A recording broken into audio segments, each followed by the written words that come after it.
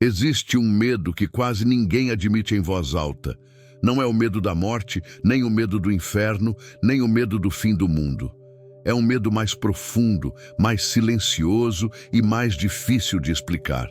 É o medo de que Deus esteja em silêncio, não surdo, não inexistente, não ausente, apenas em silêncio.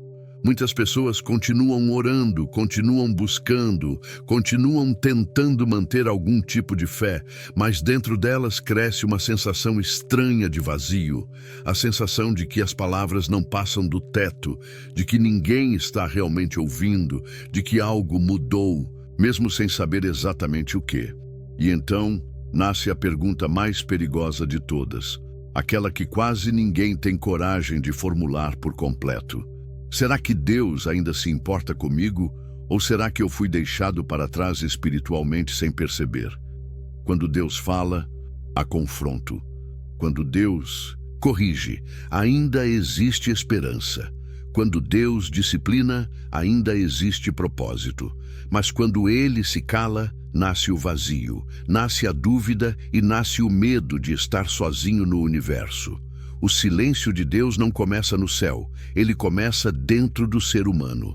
Começa quando a alma perde sensibilidade, quando a consciência se acostuma com o erro, quando a verdade deixa de incomodar e quando a busca por respostas é substituída pela busca por distrações. Aos poucos, a pessoa continua vivendo, continua trabalhando, continua sorrindo, mas por dentro sente que algo essencial está faltando, algo que nenhuma conquista consegue preencher. Isaías diz que são as nossas iniquidades que fazem separação entre nós e Deus. O texto não diz que Deus se afastou, não diz que ele abandonou, não diz que ele desistiu.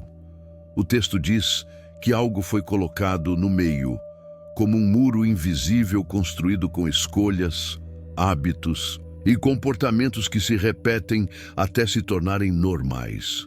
O maior problema do pecado moderno não é a culpa, é a normalização. As pessoas não se sentem mais mal, apenas se sentem vazias. Não sentem mais peso, apenas ausência. Não sentem mais confronto, apenas silêncio. A separação não acontece de uma vez, ela é construída lentamente. Uma escolha hoje, outra amanhã, mais uma depois. Até que a pessoa acorda um dia e percebe que já não sente mais nada espiritualmente, mas não sabe em que momento exatamente tudo começou a morrer por dentro. Ela continua acreditando em Deus, mas não sente mais a presença. Continua orando, mas não sente mais resposta. O silêncio de Deus não é um evento externo, é um estado interno. Não é Deus que se distancia, é o ser humano que se desconecta. Então o silêncio deixa de assustar. Ele passa a ser normal. A pessoa já não espera mais ouvir nada, já não busca mais intimidade, já não acredita mais que Deus fala de forma real. Apenas mantém uma fé cultural, superficial, herdada, mas sem experiência viva. E esse é o estágio mais perigoso, porque não há dor, não há crise, não há confronto, há apenas apatia espiritual. Apocalipse diz que houve silêncio no céu por quase meia hora. O céu é descrito como um lugar de adoração constante e, mesmo assim, existe um momento em que tudo para. O silêncio. No céu não é confusão, é solenidade. É o intervalo antes de algo definitivo. É como a sala de tribunal antes da sentença. Na narrativa bíblica, o silêncio sempre aparece antes de eventos irreversíveis. Antes do dilúvio, houve silêncio. Antes da cruz, houve silêncio. Antes do juízo final, há silêncio. O silêncio não é a ausência de Deus. É o último estágio da paciência divina. Vivemos na geração mais barulhenta da história. Nunca houve tantos estímulos, tantas telas, tantas vozes disputando atenção. Ao mesmo tempo, nunca houve tanta gente vazia. As pessoas fogem do silêncio porque no silêncio surge a verdade.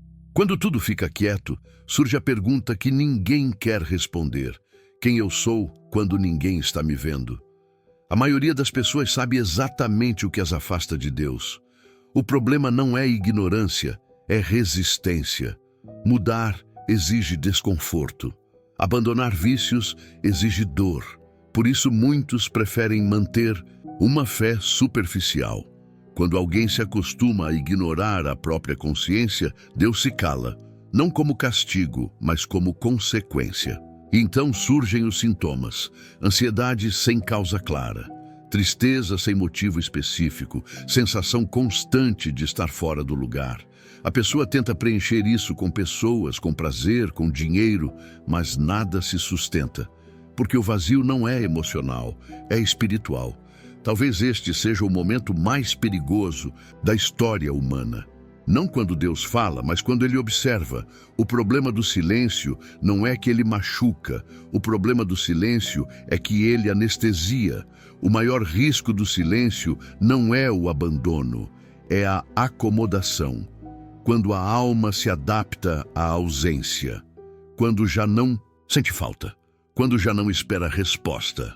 O silêncio não é eterno, ele é um intervalo, um espaço entre o aviso e a consequência. As pessoas interpretam mal o silêncio, pensam que ele significa permissão, mas o silêncio nunca significou aprovação. Com o tempo, o silêncio produz um tipo específico, de vazio. Não é dramático, é silencioso. A pessoa sente que os anos passam, mas nada realmente importante acontece dentro dela. O silêncio de Deus não cria o vazio, ele apenas revela. Mas enquanto o silêncio ainda incomoda, ainda existe esperança. Enquanto o vazio ainda dói, ainda existe espaço para mudança. O verdadeiro perigo não é sentir falta de Deus, é não sentir mais nada. Deus não quer distância, quer retorno, não quer religião, quer verdade. O retorno não começa com grandes gestos. Começa com honestidade. Começa quando a pessoa para de fingir que está tudo bem. Voltar para Deus não é mudar de religião, é mudar de direção. O silêncio não se quebra com emoção, se quebra com atitude. O retorno é um processo, não é mágico, é gradual. A sensibilidade volta aos poucos. Talvez o maior milagre não seja Deus voltar a falar, mas você finalmente aprender a ouvir. Talvez o maior sinal não seja uma voz do céu, mas a coragem de encarar o próprio interior. Enquanto você ainda está ouvindo estas palavras, a porta ainda está aberta. A escolha ainda é sua. Se essa mensagem falou com você, não ignore de novo. Inscreva-se no canal Revelação Pura, porque o silêncio de Deus não é ausência de amor. É a última chance de escutar antes que seja tarde.